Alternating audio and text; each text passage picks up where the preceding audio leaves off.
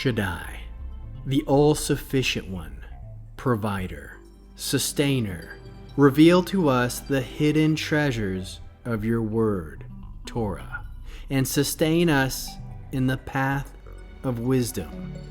Yehovah Elohi Shaddai, Kadosh, Kadosh, Kadosh, please fill me and lead me and cover me and stir me and speak through me with your Ruach HaKodesh, that I may speak your written words with boldness and humility to those who listen. I ask all these things in Yeshua HaMashiach's name. Amen. We'll start with the Shema. Listen and obey. Children of Yehovah, pay careful attention and respond. Yehovah is our power and authority. Yehovah works in unity with himself. And you shall act upon your love to Yehovah with your power and authority, with your thoughts and mind, with your entire body, and with all the muchness that you have. Yod, Hey, Vav, Hey. Hand, behold, now, behold. Proverbs chapter 2. My son, if you will receive my words and store my commands inside you, paying attention to wisdom, inclining your mind toward understanding. Yes, if you will call for insight and raise your voice for discernment, if you will seek it as you would silver and search for it as for hidden treasure, then you will understand the fear of Yehovah and find the knowledge of Elohim. For Yehovah gives wisdom. From his mouth comes knowledge and understanding.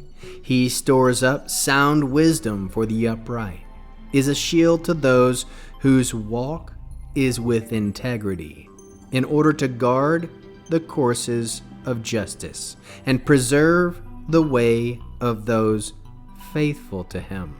Then you will understand righteousness, justice, fairness, and every good path, for wisdom will enter your heart.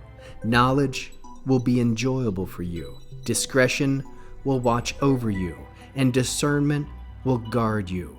They will save you from the way of the evil, from those who speak deceitfully, who leave the paths of honesty to walk the ways of darkness, who delight in doing evil and take joy in being stubbornly deceitful, from those whose tracks are twisted and whose paths are perverse. They will save you from the woman who is a stranger, from the loose woman with smooth talk, who abandons the ruler she had in her youth, Aleph Tav, and forgets the covenant of her El. Her house is sinking toward death. Her paths lead to Rephaim. None who go to her return. They never regain the path of life. Thus, you will walk on the way of good people and keep the paths of the righteous.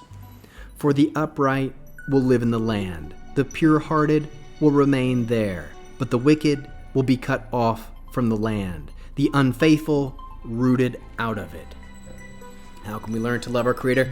After reading this fascinating second chapter of Proverbs, we can love Yehovah by treasuring his commands as hidden riches within our hearts.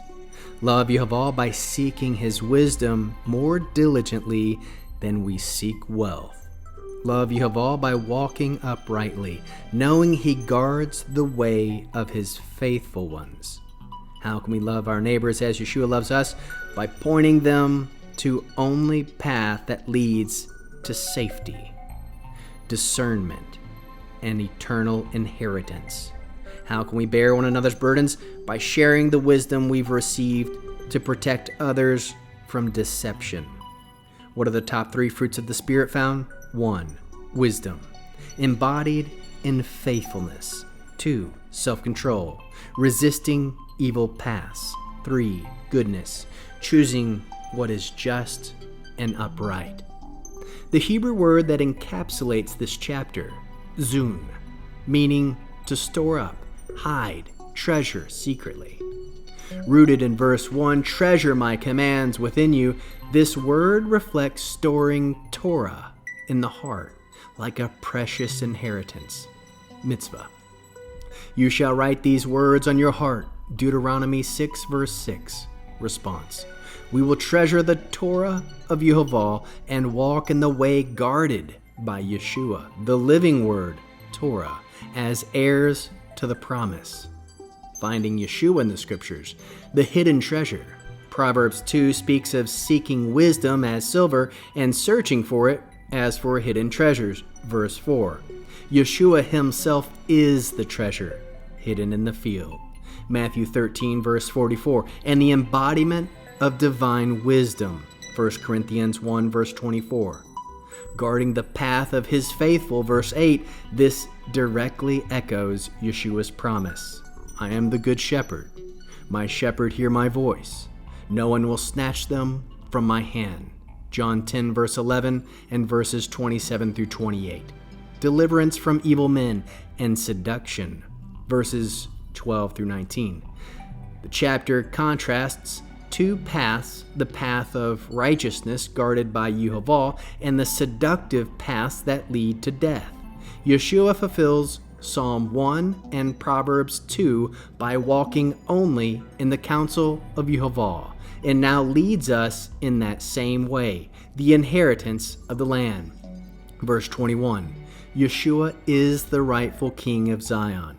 Those who abide, stay in him, dwell in the land, meaning both present peace and future inheritance, first in spirit and ultimately in reality. The image meaning a man digging in the earth, revealing glowing scrolls beneath stone, while evil paths split off into shadow. Insights. Interpretation. The righteous who pursue covenant are hooked into an everlasting inheritance. Commentary amplification. Life in the land, promised in verse 21, is covenant bound. The Torah, given to a redeemed people, was never a chain but a compass. It was given to those who had already been delivered from bondage. Exodus, not Egypt only, sin. This matches Yeshua's own words in the Beatitudes. Blessed are the meek, for they shall inherit the land. That land is prophetic. To abide, stay, in the word Torah, is to abide, stay, in the Messiah, the true inheritor of all the Father's promises. Romans 8 verse 17, John 15 verse 4. We'll end with the Aaronic blessing using the name. Yehovah will kneel before you presenting gifts, and he will guard you with a hedge of protection. Yehovah will illuminate the wholeness of his being toward you, bringing order, and he will provide you with love, sustenance, and friendship. Yehovah will lift up the wholeness of his being and look upon you and set in place all you need to be whole and complete. Pesach Sameach, Kol Ha-Moed. Shalom, shalom.